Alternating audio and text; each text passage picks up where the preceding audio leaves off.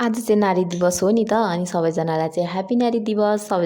सबैजनालाई नारी दिवसको धेरै धेरै शुभकामना। हेलो साथीहरू, तपाईँहरू सबैजनालाई स्वागत छ मेरो छोटो मिठो ब्लगमा। अनि धेरै दिनपछि फेरि पनि भिडियो पोस्ट गरेको छु। तपाईँहरू सबैजनाले माया गरिदिनु। 4 जना दिदीबहिनी हुनुहुन्छ, जेठी, माइली, साइली, कान्छी।